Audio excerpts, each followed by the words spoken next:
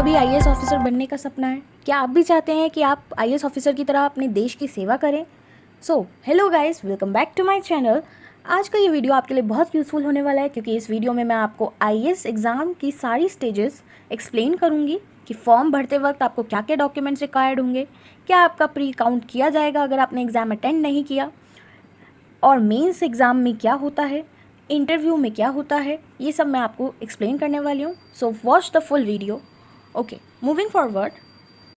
सो सबसे पहले आपको ये जानना होगा कि आपका एप्लीकेशन फॉर्म जो होता है यूपीएससी का, हर साल यूपीएससी जो है एग्ज़ाम कंडक्ट करवाती है। Union public service commission UPSC IAS exam conduct कराते हैं, ठीक है। तो ये इनकी डेट जो है फिक्स्ड होती है, फिक्स्ड इन द सेंस कि फरवरी से लेके मार्च के फर्स्ट वीक तक इनके फॉर्म्स रिलीज़ हो जाते हैं। लेकिन ड्यू टू कोविड अभी थोड़ा चेंजेस हुआ, जैसे कि अक्टूबर में पोस्टपोन कर दिए गए। लास्ट ईयर भी ऐसे ही हुआ और अभी भी पोस्टपोन किए गए एग्ज़ाम। लेकिन when the situation will be normal, तो in the month of February, और मतलब फेबररी की 12 तारीख से लेके मार्च के फर्स्ट वीक या अराउंड 3 ये इनके फॉर्म रिलीज़ हो जाते हैं, राइट। तो डेट का हमें एस्टिमेट हो गया कि डेट कब होती है, ऑनलाइन एप्लीकेशन फॉर्म कब निकलते हैं। उसके बाद अब हम ये जानते हैं कि क्या हमें कोई उस वक्त पे डॉक्यूमेंट अपलोड करना है कि नहीं। There is no need to upload any of the document while you are filling the application form. जब आप एप्लीकेशन फॉर्म भर रहे हो तो आपको कोई भी डॉक्यूमेंट की रिक्वायरमेंट नहीं होगी। आगे बढ़ते हैं। Not attended exam will my attempt count. अगर मैंने सपोज फॉर्म भर दिया, I have filled my form, right, form भर दिया है, ठीक है, लेकिन मैं अनफॉर्चुनेटली प्री एग्ज़ाम में नहीं जा पाया, प्रीलिम्स जो फर्स्ट स्टेज है एग्ज़ाम की उसमें नहीं जा पाया, या मैंने अटेंड नहीं किया, तो क्या मेरा अटेम्प्ट काउंट होगा? जैसे कि मैंने आपको बताया था जनरल वालों के लिए 6 अटेम्प्ट होते हैं, और SC ST की उस पर मैंने अलग से एक वीडियो बनाया हुआ है जिसमें मैंने आपको नंबर ऑफ़ अटेम्प्ट्स बताया हुआ है, नंबर ऑफ़ अटेम्प्ट्स अटेम्प्ट करने का एज भी उसमें क्लियर किया हुआ है। तो क्या मेरे ये अटेम्प्ट काउंट होंगे अगर मैंने कोई भी एग्ज़ाम का फॉर्म भरा हुआ है और मैंने उसको अटेंड नहीं किया है? तो नो, कोई भी, अगर आप वहाँ पे जाके एग्ज़ाम नहीं दे रहे हो, अटेंड नहीं किया है एग्ज़ाम, तो आपका कोई भी अटेम्प्ट काउंट नहीं होगा।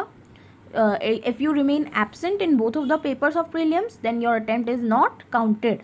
लेकिन जैसे कि प्री के 2 एग्ज़ाम्स होते हैं, GS और CSET होता है जो एप्टीट्यूड एग्ज़ाम होता है, ठीक है। अगर आप उसके एक एग्ज़ाम में बैठे हो और एक एग्ज़ाम में नहीं, तो आपका अटेम्प्ट काउंट होगा। अंडरस्टूड? आगे बढ़ते हैं। स्टेज 1, जैसा कि मैंने आपको बताया, स्टेज 1 सबसे पहले होती है प्रिलिमिनरी एग्ज़ाम। उसमें हमारे प्रीलिम्स का एग्ज़ाम होता है। अब इस एग्ज़ाम को करने का मोटिव क्या है, ये एग्ज़ाम हो भी क्यों रहा है? ठीक है, इसलिए हो रहा है, ये हमारी फर्स्ट स्टेज है, क्योंकि इसमें हमें जो सेकेंड स्टेज आएगी हमारी, जो कि मेंस है, उसके लिए हमें उनको शॉर्टलिस्ट करने हैं कैंडिडेट्स, इसलिए प्रीलिम्स एग्ज़ाम को कंडक्ट कराया जाता है। अब ये जो पेपर है ये प्रीलिम्स का, इसमें कैसे पैटर्न होता है क्वेश्चंस का, देखो। पहला पेपर होता है GS का, as I have told you in before slide. Aptitude का दूसरा होता है जिसको CSET भी बोला जाता है, लेकिन ऐसा बोला जा रहा है कि coming year CSET will be remove. तो अभी कुछ पॉसिबिलिटी है या नहीं वो थोड़े टाइम बाद ही पता चलेगा, लेकिन अभी के लिए हम कंसीडर करके चलते हैं कि हमारे 2 एग्ज़ाम होंगे प्रीलिम्स में। देखो, GS पेपर जो होता है उसमें आपका history, geography, current affairs, constitution, politics, economy, so ये जो है इसका एक डिटेल मैं वीडियो बना दूंगी। उनके डिटेल सिलेबस को मैं डिस्कस करूँगी, एक्सप्लेन करूँगी, उसकी अलग से एक सेपरेट वीडियो बनेगी। तो इसमें सिर्फ एक आउटलुक हम जान रहे हैं कि 200 मार्क्स का पेपर होता है पूरा GS पेपर। उसमें 100 क्वेश्चन होते हैं एंड हर एक क्वेश्चन 2 मार्क्स का होता है। Each question will be of 2 marks, right. तो it will be 200 marks. Aptitude जो होगा उसमें 80 क्वेश्चन होंगे और एक क्वेश्चन 2.5 मार्क्स का होगा। अब आप सोचोगे ये एप्टीट्यूड पेपर में होगा क्या? इसमें आपका बेसिक मैथ्स आएगा, बेसिक साइंस आएगा। अब बेसिक मतलब ये नहीं 5th to 6th class, 10th class तक का मैथ्स साइंस आपको टिप्स पे होना चाहिए। आपके करंट हैपनिंग्स, आपको रीजनिंग आना चाहिए।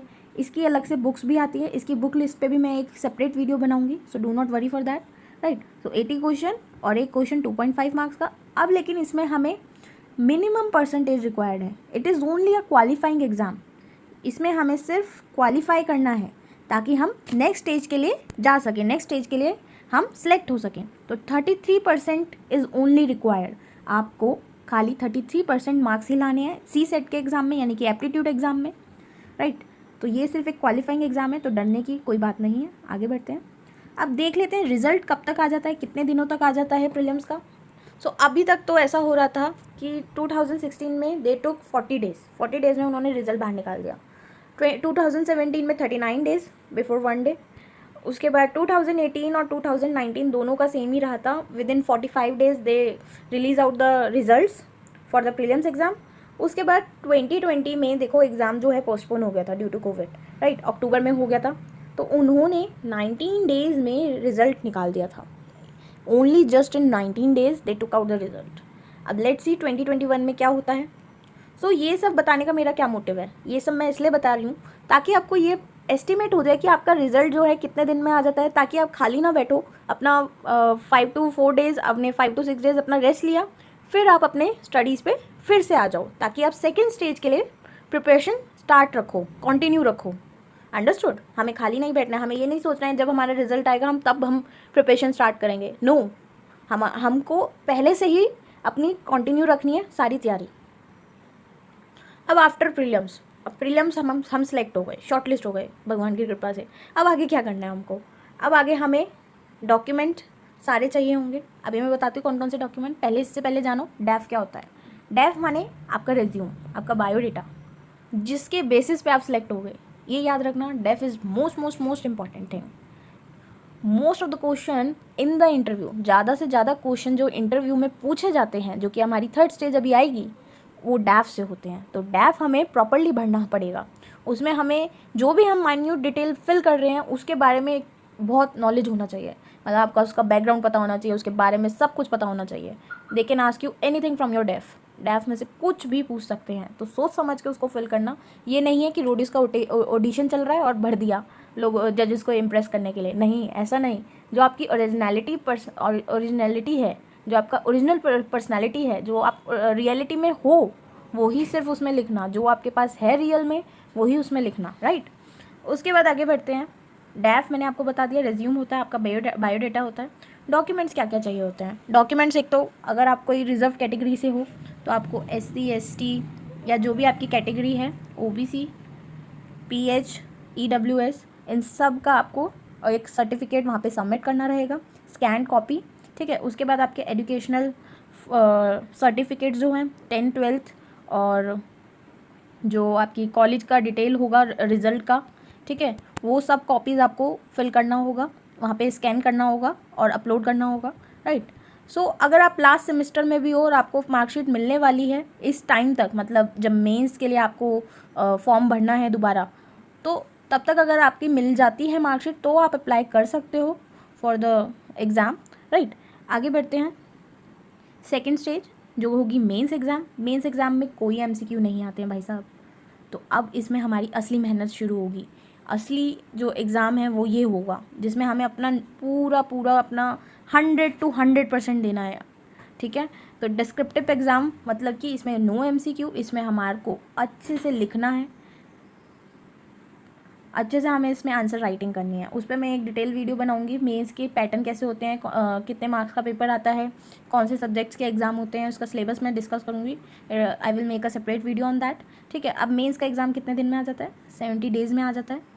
अराउंड 70 to 80 डेज़ मेंस का रिजल्ट जो है बाहर आ ही जाता है, ठीक है। तो हमें इसके लिए, अगर हमने मेंस का एग्ज़ाम अच्छा दिया है, हमें लग रहा है कि हाँ वी कैन बी सिलेक्टेड, तो हमें क्या करना है? अपने करंट अफेयर्स को पक्के रखने हैं, ठीक है। करंट अफेयर्स को पक्के रखने हैं। स्टेज 3 के लिए प्रिपेयर करना है, जो होगी हमारा इंटरव्यू। इंटरव्यू देखो, ये नहीं है कि आपका एक जॉब के लिए इंटरव्यू हो रहा है। It is a kind of testing your personality, कि हाँ भाई, जो आपको इतनी बड़ी जॉब जो है वो सौंपी जाएगी, तो क्या आप उस लायक हो भी या नहीं। ऐसे फ्री में तो नहीं दे देंगे, आपकी पर्सनैलिटी देखी जाएगी। आपको ऐसी सिचुएशन में डाला जाएगा कि क्या आप उस सिचुएशन में कैसा रिस्पॉन्स करोगे, आपका पेशेंस लेवल चेक किया जाएगा, राइट। मतलब आपसे ऐसे क्वेश्चंस पूछे जाएंगे जिस पे आप भड़क भी सकते हो। तो आपके जस्ट वो आपके एक पर्सनैलिटी टेस्ट लेंगे, वो ये देखेंगे कि आपका पेशेंस लेवल कितना है, ठीक है। तो ऐसे वो आपका नेचर, आपकी पर्सनैलिटी, आपका इंटरेस्ट, आपका डिसइंटरेस्ट आपको ऐसी सिचुएशन में डालेंगे जिसमें आप क्या स्टेप उठाओगे। आपसे ऐसे क्वेश्चंस पूछे जाएंगे, आपके डेफ रिलेटेड क्वेश्चन पूछे जाएंगे, उस पर भी मैं एक अलग वीडियो बना दूँगी कि इंटरव्यू में कैसे क्वेश्चंस पूछते हैं, आपको कैसे ड्रेसअप होना है, ठीक है। तो मेरी एडवाइस इसमें क्या रहेगी, देखो हमें अपनी पर्सनैलिटी दिखानी है। चलो मैं मानती हूँ हमारी पर्सनैलिटी, हम अपनी बेस्ट पर्सनैलिटी तभी दिखा सकते हैं जब हम अपनी रीजनल लैंग्वेज में बात कर रहे हो, राइट। लेकिन द प्रॉब्लम इज़ दैट कि चलो आपने अपनी रीजनल लैंग्वेज में ऑप्ट कर लिया इंटरव्यू देना, ठीक है। अब उसके बाद ट्रांसलेटर हायर होगा, उसके बाद इतनी देर में जब ट्रांसलेटर उसको एक्सप्लेन करेगा, ट्रांसलेट करेगा आपने जो भी आंसर दिया है, ठीक है। तो इतनी देर में तो जैसे एग्जामिनर, जैसे जजेस जो बैठे होंगे उन पे बैड इम्पैक्ट पड़ेगा। मतलब दे विल बी लाइक, ठीक है अभी बोलेंगे, वो बोलेंगे, फिर वो बोलेंगे, तो वो एक थोड़ा कन्फ्यूजन क्रिएट करता है। और आप जो रियल एक्सप्लेनेशन करना चाहते हो, जो रियल इमोशन जो है वो कनेक्ट नहीं होगा, कहीं ना कहीं कनेक्ट जो है वो मिस हो जाएगा। सो आई थिंक जहाँ मतलब आपके 90% होने चाहिए, वहाँ आपके कहीं ना कहीं 70 to 80% हो जाएंगे। तो इस चीज़ में मैं आपको रिकमेंड करूँगी कि do not give the PT test, यानी कि personality test in your regional language. You can opt Hindi, you can opt English, ठीक है। अगर अच्छा नहीं है तो उसको अच्छा करो, है ना, और क्या कर सकते हैं। अगर हमें अपना 100% देना है तो थोड़ा हार्डवर्क भी करना होगा।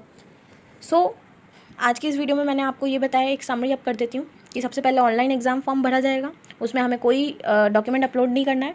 अगर हम प्री के दोनों एग्ज़ाम नहीं देते हैं तो हमारे अटैम्प्ट काउंट नहीं होगा। उसके बाद प्रीलिम्स का रिज़ल्ट जो है 40 से 45 डेज़ में आ जाता है। बाकी ये लॉकडाउन सिचुएशन में अभी देखते हैं क्या होता है। उसके बाद डैफ फिल करना होता है, डॉक्यूमेंट सबमिट करने होते हैं, हमारा एजुकेशनल सर्टिफिकेट्स, क्वालिफिकेशन सर्टिफिकेट और जो हमारा SC ST रिजर्वेशन सर्टिफिकेट होते हैं। उसके बाद मेंस एग्ज़ाम होता है, 70 डेज़ के अंदर हमारा रिजल्ट आ जाता है। उसके बाद इंटरव्यू होता है। So that's all of the stages, they are total 3 stage, ठीक है। Thanks all for watching, all the best, लगे रहो, कहीं ना कहीं कुछ ना कुछ तो हो ही जाएगा। Bye guys. 3 स्टेज।